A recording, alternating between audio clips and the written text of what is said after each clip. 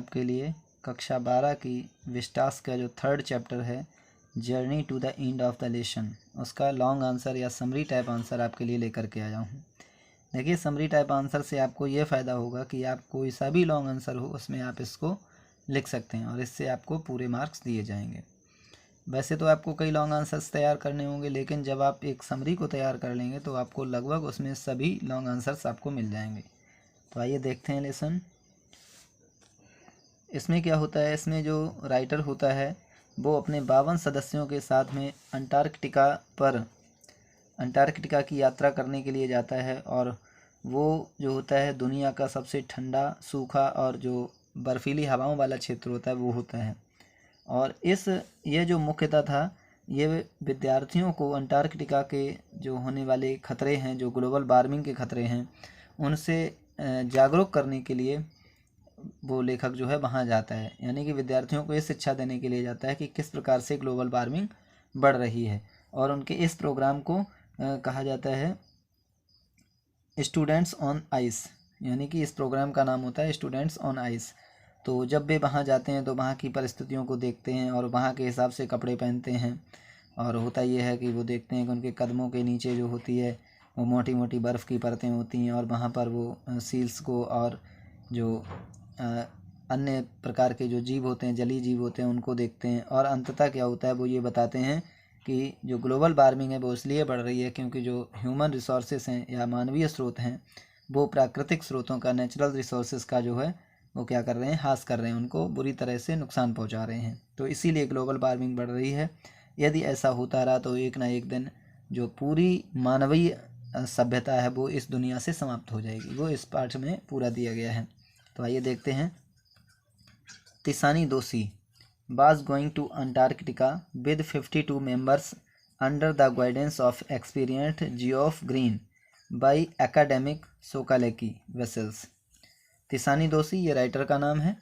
was going to Antarctica, way Antarctica जा रहे थे with 52 members, 52 यानी 52 सदस्यों के साथ में, जो एक अनुभवी जियोफ ग्रीन नाम के जो अनुभवी व्यक्ति थे उनके मार्गनिर्देशन में। वाई एकेडमिक सोकालेकी वेसल्स, एक सोकालेकी वेसल जो है वो एक यान का नाम है, उसके माध्यम से। इट इज़ द कोल्डेस्ट, यह सबसे ठंडा, ड्राइएस्ट सूखा, वाइंडेस्ट हवाओं से भरा हुआ, कॉन्टिनेंट माने महाद्वीप है, इन द वर्ल्ड संसार में। यानी कि अंटार्कटिका महाद्वीप कैसा है, सबसे ठंडा है, सूखा है और बर्फीली हवाओं से भरा हुआ है दुनिया में। He was the part of the program students on the ice, जो राइटर होते हैं वो students on the ice program के एक हिस्सा होते हैं। It was organized for the students to aware them about the dangers of global warming. यह ऑर्गेनाइज माने मतलब बनाया गया था या इसको रचा गया था, यानी कि प्रोग्राम किया गया था फॉर द स्टूडेंट्स अवेयर, विद्यार्थियों की जागरूकता के लिए या उनमें जागरूकता पैदा करने के लिए, about the dangers of global warming. Global warming जो है यानी कि जो लगातार ताप बढ़ रहा है पृथ्वी पर, उसके खतरों के बारे में विद्यार्थियों को जागरूक करने के लिए ये प्रोग्राम बनाया गया था। व्हेन ही रीच्ड देयर, जब वे वहाँ पहुँचे, दे सा वाइट लैंडस्केप्स, तो वहाँ पर उन्होंने सफ़ेद स्थलाकृतियाँ देखी, सफ़ेद स्थलाकृतियाँ देखी। It is the place to go to understand the earth present past and future, यह वह स्थान था जो कि पृथ्वी के वर्तमान, भूतकाल और भविष्य को समझने का स्थान था। यानी कि यह वह स्थान था जहाँ पर व्यक्ति पृथ्वी के वर्तमान, भविष्य और भूत के बारे में जानकारी ले सकता था। ही सेज, वे कहते हैं, वाइल वॉकिंग देयर, वहाँ पर टहलते समय, all of us bearing water proof clothes, anti glare glasses, वहाँ पर हम सब लोग वाटर प्रूफ माने होता है जिनमें पानी ना प्रवेश करे, ऐसे कपड़े पहने हुए थे तथा जो बर्फ़ में भी कार्य करें ऐसे चश्मों को पहने हुए थे। And there was a metre thick ice under our foot, और हमारे फुट माने होता है पैर, फीट, हमारे पैरों के नीचे 1 मीटर मोटी बर्फ़ की परतें थीं। इन द बैंक, किनारे पर, क्रेविटर एंड सील्स वर स्ट्रेचिंग, क्राविटर माने होते हैं केकड़े, एंड सील्स माने और सील मछलियाँ, वर स्ट्रेचिंग, वहाँ किनारे पर केकड़े और जो सील्स मछलियाँ थीं वो दिखाई दे रही थी, वो थीं।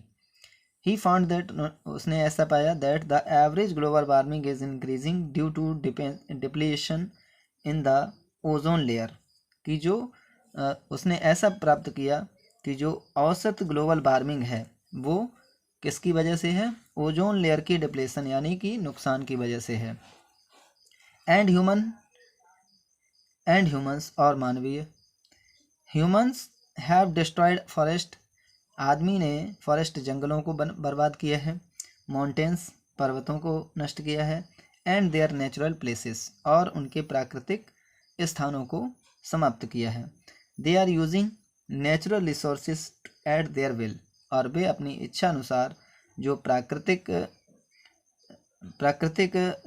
साधन हैं, स्रोत हैं, उनका विनाश कर रहे हैं। थस इस प्रकार द ग्लेशियर्स आर मेल्टिंग, जो ग्लेशियर हैं वो पिघल रहे हैं, and ice caps are falling, और जो बर्फ़ की चोटियां हैं वो भी गिर रही हैं, which is a danger of global warming, जो कि ग्लोबल वार्मिंग का एक खतरा है।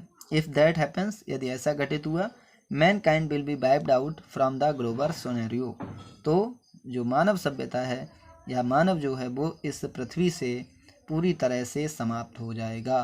तो ये रहा आपका लॉन्ग आंसर या समरी टाइप आंसर, जो कि आपको इस पूरे चैप्टर का एक तरह से समरी है, जिसे आप पूरी तरह से कंप्लीट कर लें तो आपको बार बार लॉन्ग आंसर याद करने की आवश्यकता नहीं होगी। आप पूरे चैप्टर से एक ही लॉन्ग आंसर याद करें तो आपका कार्य हो जाएगा। धन्यवाद।